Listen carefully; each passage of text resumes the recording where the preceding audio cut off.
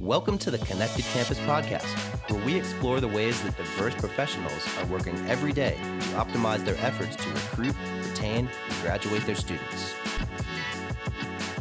So I'm excited for our guest for this special episode, getting to know some of the folks that make Pathify happen behind the scenes. Because I know as of the recording of this episode, Jeff, you only been a part of the team for a few months, but I feel like your reputation precedes you.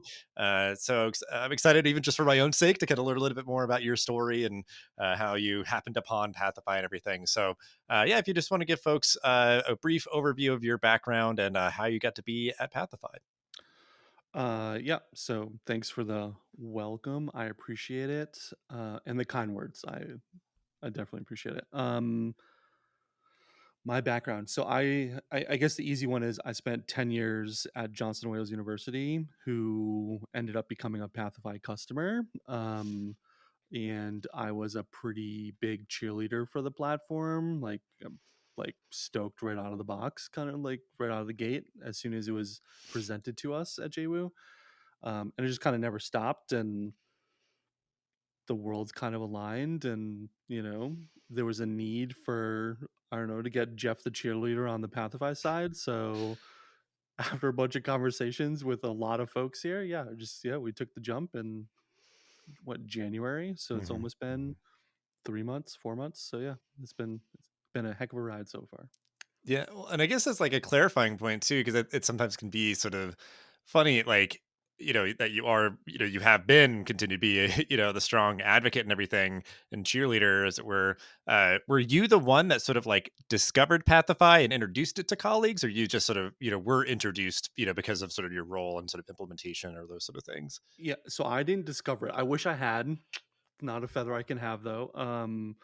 But yeah, my boss got like a cold email from Matt or Seth, or and this was like 3 years ago, I think, at this point, and forwarded to me and was like, "Hey, check this out." And I spent maybe 10 minutes looking at it, and I was like, "Do we have the meeting set up with these guys yet? Like, this is the exact thing we need, And yeah, a few months later, so that was, I mean, it was more, and when I say a few months, I mean like 15 months Mhm. later, we pulled the trigger and decided to go with Pathify. So that was pretty exciting.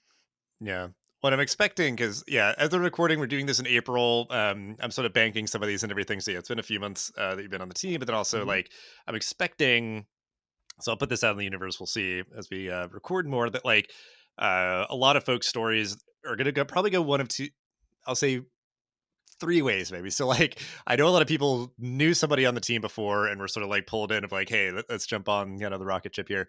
That they were a former customer, because that's just kind of how this thing works. It's nice to have that sort of voice and perspective, whether and I would even just say like they're bringing the institutional perspective and that much more, that they sort of like went through that journey and they can sort of speak to it, pros and Mhm. cons, ups and downs, hurdles and all that kind of stuff. But then like uh I would say like I kind of follow the other kit, where it's just like once you saw it, you just sort of, it clicked and you really got it, and you just sort of like kind of almost became like obsessed with it. Like we were just like, man, this is really incredible. Like I totally get it.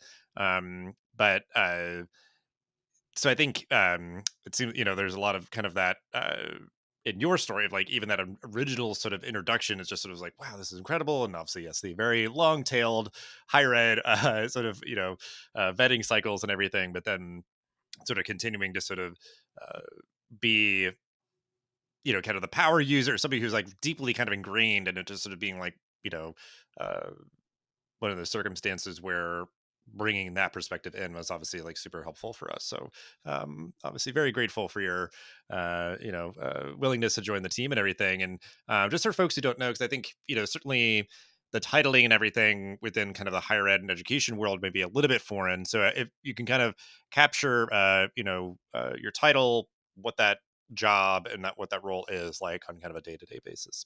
Yeah, well, it changes on a day-to-day basis, but I'm the product manager here at Pathify. So um, yeah, I don't know. It's a lot of hats, um, exciting hats, but I think the overarching deal here is that um, product kind of helps steer the ship and feature requests and whatever's coming down the pipeline, we kind of have a hand in saying whether it's going to happen in Q2 or Q3 or Q4 or never, or yeah, sure, we'll get it out the door in the next, couple weeks kind of thing.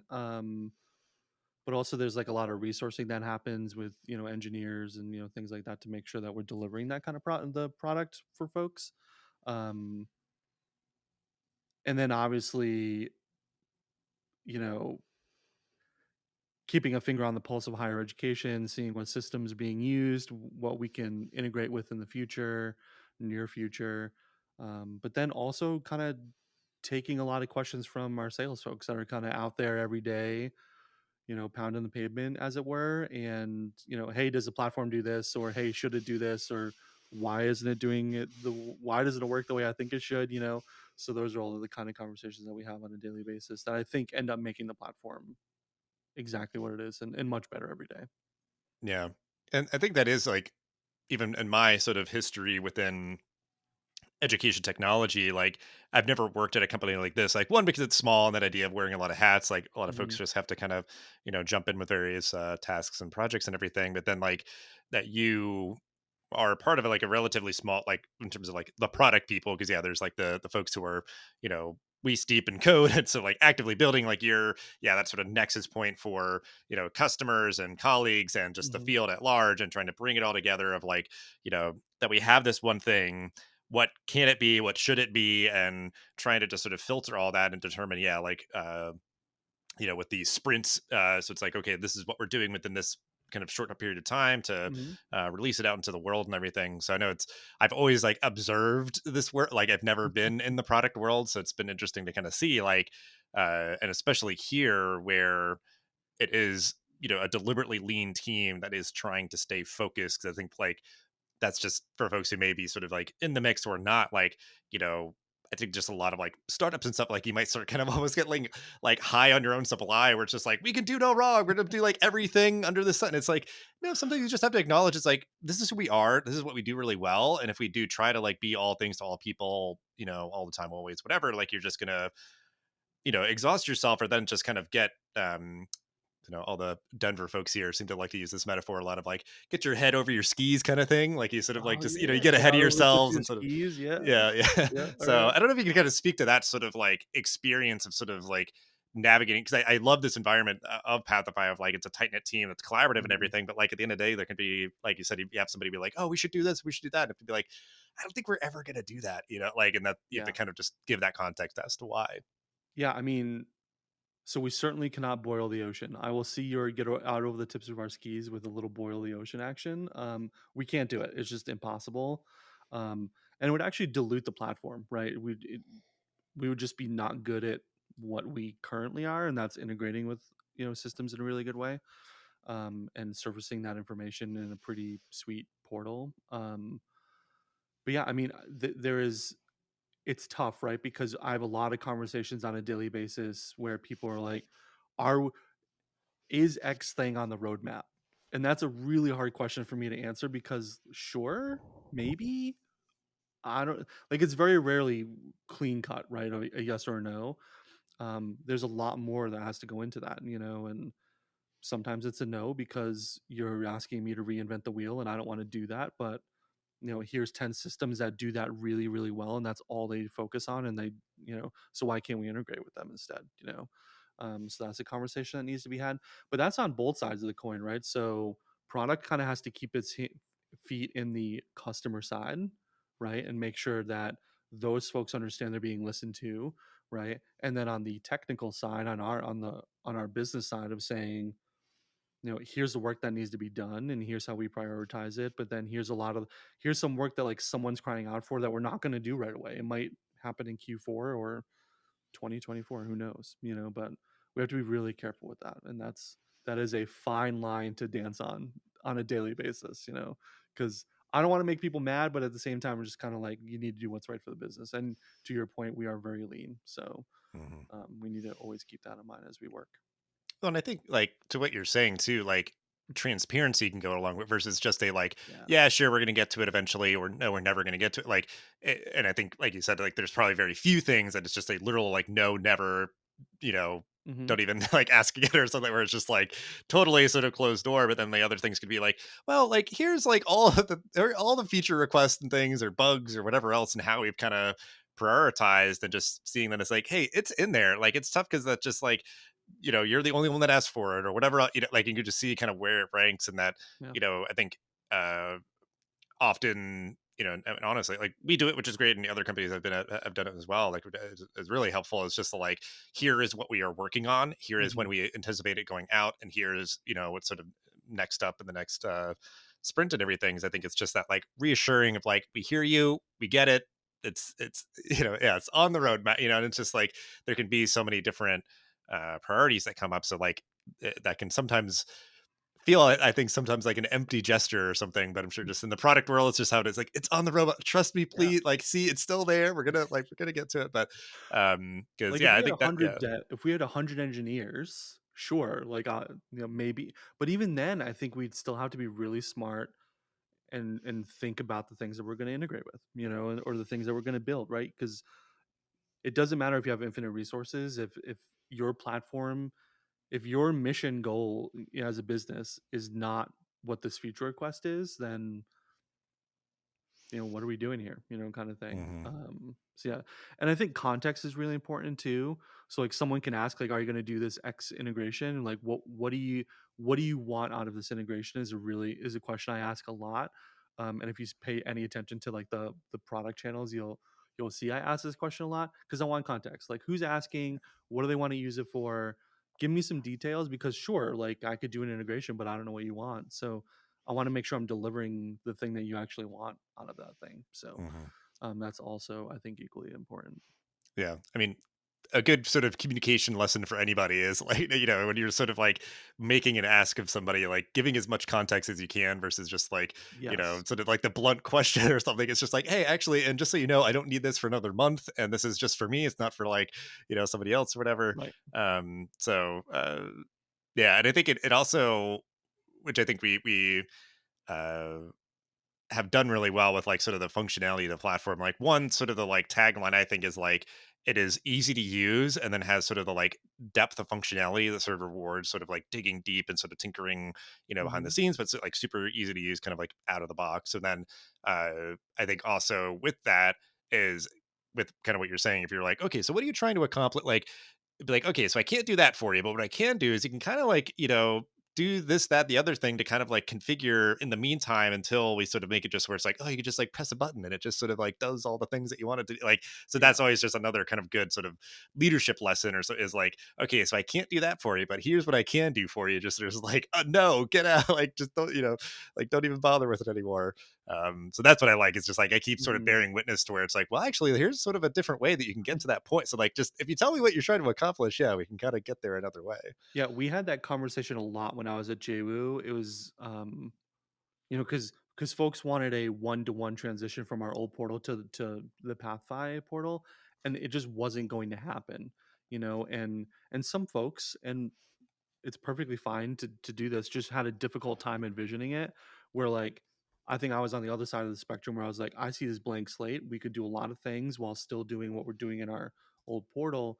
And yeah, you had to kind of hold their hand of like, I know you want to do this, but I'm going to do it this way instead, and it might require a little bit of a tweak to your business process, but that's okay. In the end, it's going to be easier for you. Just like trust. And that's hard for people that have been working in the same job in higher ed for, you're working with folks like 20, 30 years or whatever. It is really hard to be like, okay, I want to just make like this little turn, and there's like, absolutely not, and you're like, well, okay.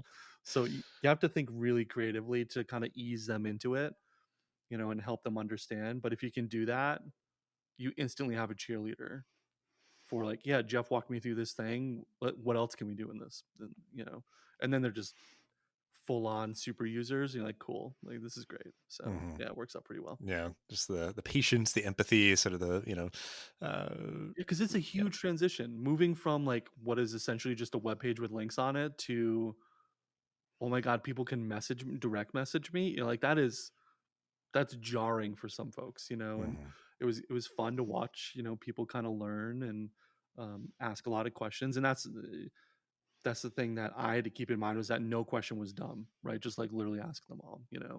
Even here, you know, no question's a dumb one, and it might end up turning into a feature because you asked the question. So please ask the question, Mhm.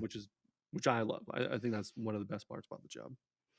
Well, that's what. Yeah, I mean, we've kind of been riffing on sort of the kind of unique dynamics of everything, and yeah, just sort of those like uh, because honestly, it's almost like creative conversation. Like, I think most people would think that this is so sort of like concrete and objective and just sort of almost like mechanical or whatever. Hmm. But like just other things like that of like what you enjoy most about the work, because it is so certainly like people centered and involving people sort of, with just sort of their human quirks and preferences. And, yeah, because I think we can all imagine moments when like there was a slight user interface change on like Gmail or something. And you're like, where's the thing that I use? All but it's just like, oh, they rearranged it or this or that, so it's like those sort of human sort of habits, like we're just pattern making machines, where so it's always just trying to be considerate of that kind of stuff when we design. But like so I think we've spoken a lot about that.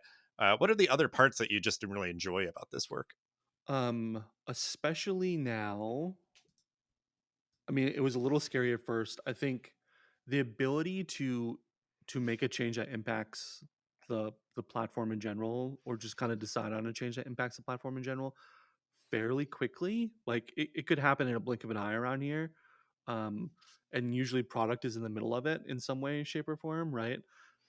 It's a little scary. Like it was, I mean, I came from higher ed. We all know how that works. It's like I had to clear that with like 10, 12 other people. Here, it's really kind of like, hey, Chase, do you think this is a thing we should do? And sometimes it's like, well, do you? And I'm like, yeah. And he's like, okay, cool. I'm like, all right, let's go. So that was scary. It's now fun. It's kind of exciting to just kind of be like, and you can see, like, I particularly like sprint demo nights, and like our company monthly meetings are pretty fun. Just it's good refresher. Sprint planning is also a good night for me, just because I like seeing the things that product is worked on to get into the pipeline. Just be like, oh yeah, here you go, and you can report back to some customers. So the ability, I think, to make change very quickly around here is a drastic difference from my prior job, and I like it a lot. It's not a drug, but like it's pretty great. It's like really good Kool-Aid, Yeah. so and plus the people, I like the people. The conversations we have here that help drive the changes for the product are ridiculous. Like we could be on totally different ends of the spectrum, me and like an engineer, have a conversation, and then the product we just decided on is so much better than like if I put my foot down and been like, I'm the boss and this is how we're gonna do it. It's just like that doesn't work, So um I think that's been pretty rewarding to kind of be like, oh, we like there are more days where I am like done for the night and I'm just kind of like, no, it was a darn good day, which is pretty great. Yeah. Yeah. Yeah, that's awesome. Because yeah, I mean, like that's something.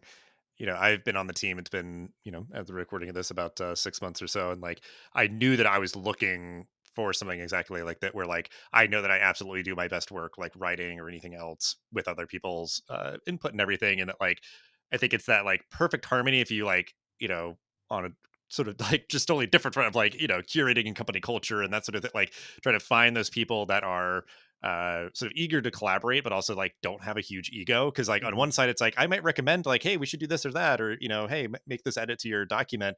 I could be like, oh no, I mean, I was thinking I was going this way. I kind of feel pretty certain they might be like, great, I mean, I'm just giving you my 2 cents. But also like for me, when somebody's like critiquing my writing, it's like, yes, that makes it much better, thank you. Like I'm not too committed to this. Like I want it to be the best and everything. So I think that's part of also like why I want to do these series of episodes. Mhm. It's like there's a lot of great, cool people that work here. So it is yeah, a very unique environment that way. And something else that I wanted, because I don't know if it's necessarily your favorite part of the job, because I think it is just very unique. Because I had my first experience of like, working a conference show booth and everything right when I started. And I know, as a recording of this, NERComp was just recently that you were a part of. So like, what was Mhm. that experience being like kind of on the other side?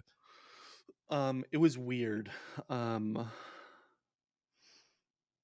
like I'm not a salesperson, right? And I've told plenty of people here I don't do sales. Matt and I had a pretty candid conversation when I was talking to them prior to joining. We're just like, I'm not a sales guy, so if you're looking for sales, it's just like I'm not your person. Um, but I was with someone. I was with Ray, who's in sales, and Ray and I knew each other from um, him and I met up in the summer from when I was at JWU, but it was kind of cool to see Ray do his like salesy thing, just kind of like pull people in and just kind of watch and learn and listen. Um, while at the same time, just kind of being like the product guy there that was like on the lookout for, any other vendors that might be interesting to have a conversation with, that maybe we can integrate with was pretty cool. Um, but then also kind of meet with customers that wanted a deeper dive, just like, oh, Hmm. hey, Jeff, I knew you were coming. Can you and I spend a half hour or whatever and talk about the platform and what we want to do? And we did that with a couple customers. So it was kind of rewarding. It's just being in product and being at a booth was just a different.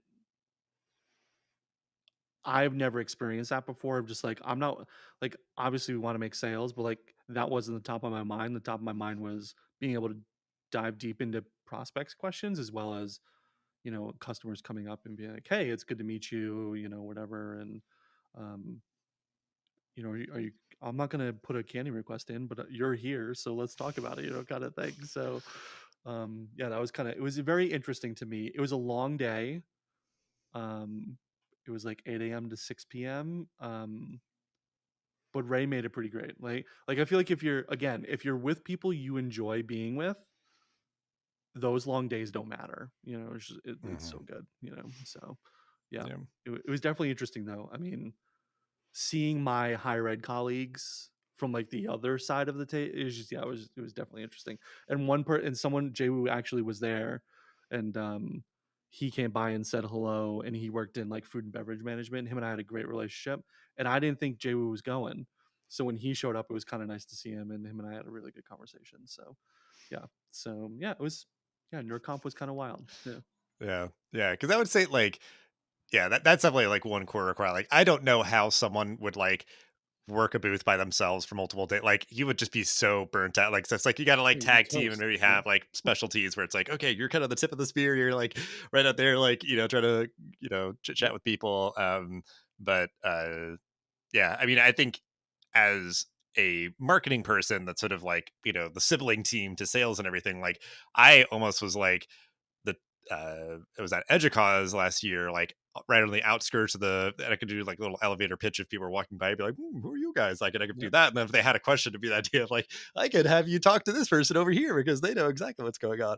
Yeah. So it's like, yeah, nice to have that kind of tag team dynamic. And uh, yeah, just like it's very interesting experience because I love walking show floors, and that's honestly like I'll Mhm. probably bring this up, and I'm sure people just stop, get tired of hearing this anecdote, but like at South by EDU 2022, that's how I found out about Pathify. Like, I was just walking the floor, and we have an awesome booth. Like, it was very eye catching. I was like, oh, what do you guys do? And Yeah. chit chatted with them. So They say like the hallway conversations at events are way more valuable than a lot of the panels or the talks are.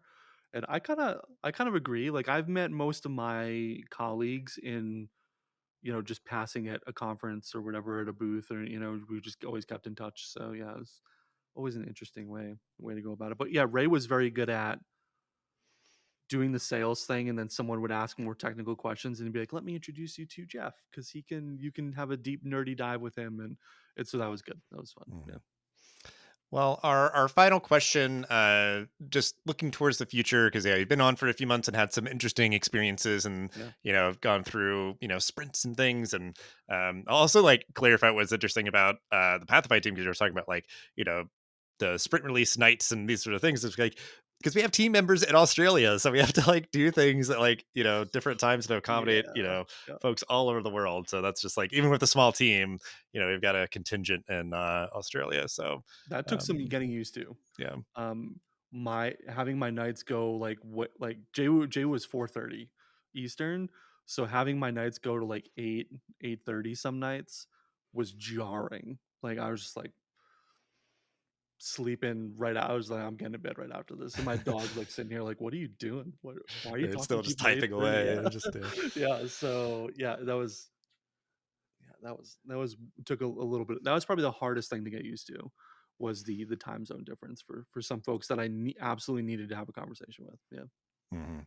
Well, and that's the thing too, where like with it being a global remote team, it's like there's sort of a less of a bounds of sort of like working times. It could be like, well, yeah, I was working late last night, so like I'll take it easy in the morning or something. But so Yeah, all interesting new things. But as you're looking forward towards the horizon at this moment in time, Hmm. what are you looking forward to? Well, Q2 just started, and it's going to be a pretty exciting one for us. And I mean, it's really the first quarter that I got to help flesh out. Q1 was pretty much planned when I came in, so I was given the work, right? Just kind of like here are the things that we want to deliver. Where Q2 was kind of, it felt good to be part of those conversations and kind of be like, here's what we're doing for Q2. Q2 is gonna be wild, so I'll just keep it at that. But I'm looking forward to Q2.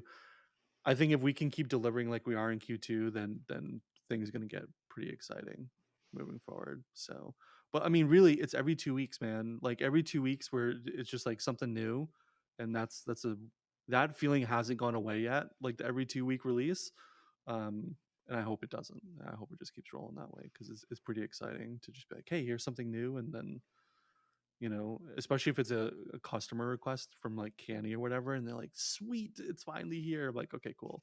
We asked for this 2 years ago, and it's like, all right, cool, glad we could deliver. So Yeah. Well, yeah, yeah, and it's everything from just like squashing bugs to the little like quality of life improvements to yeah, like sometimes it is like, well, this is the one that's like pretty substantial, like new update and stuff. So, and I think like this is like a weird sort of like personality thing because like I think like me and my wife, there's a divergence where like I'm pretty obsessive about like updating my apps, and I'll sometimes kind of like take a peek in of like, oh, what does this one have? Because it's like an app I use all the time, and like she like does not super frequently like update her phone or update the apps on her phone kind of thing. But it's like just that idea of like if anybody's like me and you're seeing those updates come on your apps all the time, it's like those sprints and the, people working hard, are the ones that are making those changes and everything. So mhm, um yeah, it's kind of neat, at least just in our sort of environment, seeing like kind oh of yeah, the thought process and kind of the kind of sweat equity that goes into just sort of like creating this every 2 weeks and keep making it better. So it uh is it yeah. is very interesting that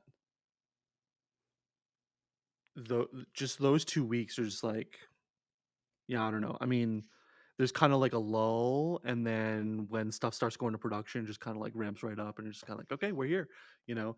And on the other side, the customer side of the coin, I've had many conversations with folks that are like, y'all move too fast for us, and because I get it. Like had 10 years in higher ed, I completely understand. Like 2 weeks is very quick, but like my response is that means you'll always have something to go back to and turn on. And I had a conversation with a customer the other day. We went through like their portal, and they were just like, I can turn all of these things. I'm like, yeah, yeah. Like when were these things live? And it's like months ago, but it's great that you're excited about it right now. So yeah, I think that's the best thing about it. We can deploy all these things, and you can get to them in your own time for the most part. Yeah. Yeah. So very exciting times. And yeah, it'll be cool to see kind of how this quarter goes with sort of your fingerprints on it and Yeah. looking towards the future. So appreciate you hanging out and sharing all that you did. And yeah, just excited for more great stuff to come from you and the product team. Yeah. Thanks for having me on. I appreciate it. Thanks for listening to the Connected Campus. Please leave a 5-star review for the show and share it so others can discover us. Make sure to also subscribe so you never miss an episode. Thanks again for joining us, and we'll see you in the next episode of the Connected Campus.